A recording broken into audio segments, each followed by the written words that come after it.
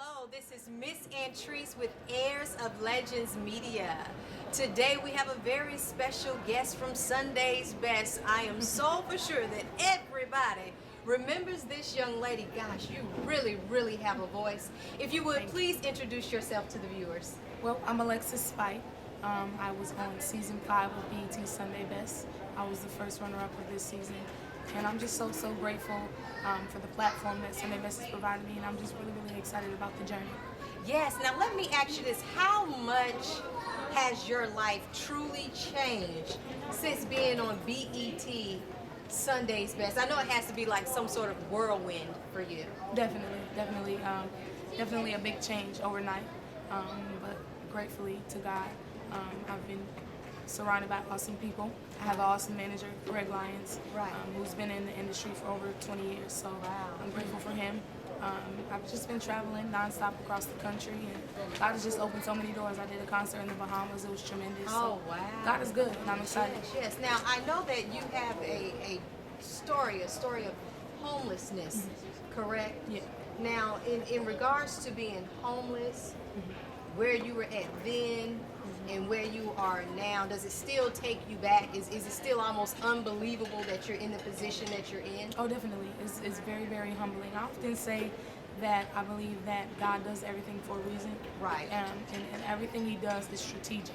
So I just believe that testimony was just preparation for the journey. Now that God grants me things, I have such an appreciation, and I'm so humbled at opportunities. And if He was to never show me that I could lose everything just like that, I would never be at a place of gratitude where I am now. Right. You know, people let this thing go to their head overnight, but it's because it's like it's like it comes at you all at once. But when you know where you came from, it's so easy just to be grateful and credit God for everything that He grants you. So I'm just really grateful for it. Yes. Now let me ask you this, because it is the month of March, which is Women's Month.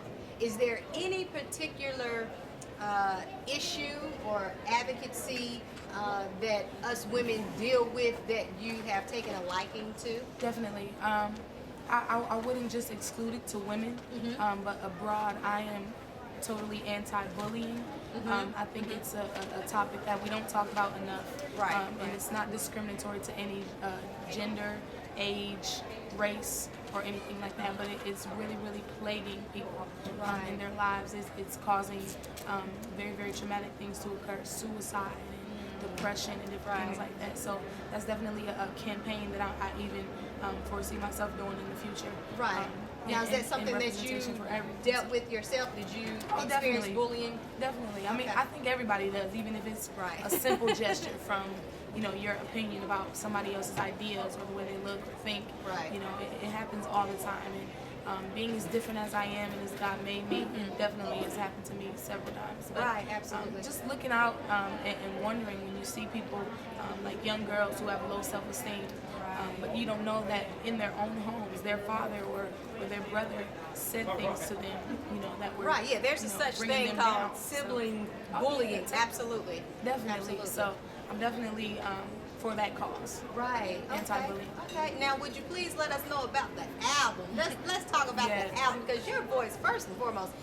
Clearly, if you wanted to do jazz or blues, you have such a range in your voice. Have you thought about doing some type of gospel jazz at all? Definitely. I'm going to implement all types of genres into the gospel music that I sing.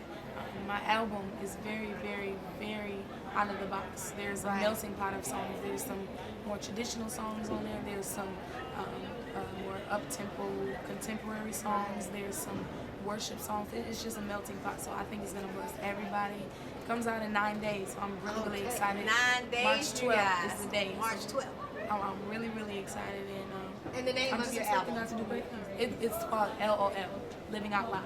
Living Out Loud. We usually say L.O.L, laugh out loud, but I said, exactly. It's time for the world to stop laughing and start living. So, living out loud. Yes, I understand that. Let me ask you this. Yes.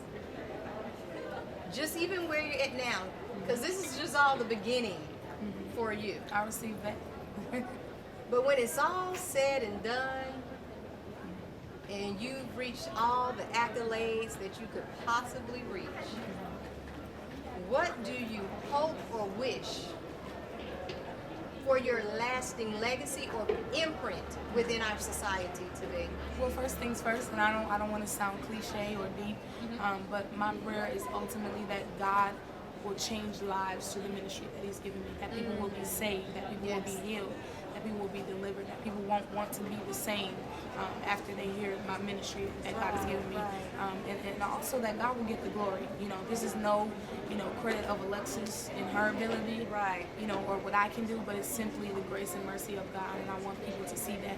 And also I want them to remember that you can be as different as you want to be, as unique as you want to be, and still love God, still have a zeal about Him. You don't have to fit into a box of traditionalism that society tries to enforce, or even church-minded people, not kingdom-minded people, but church-minded people try to enforce that says you have to look like this to be saved. Right, exactly. So that's definitely it. God says that man looketh on the outer appearance, but He sees your heart. That's what I constantly try to enforce everywhere I go. So I'm really, really grateful, and I pray that God just continues to do what He does best. Yes. Well, thank you so much for Thank you your for having me. time. And again, this has been Miss Antriece with Heirs of Legends Media.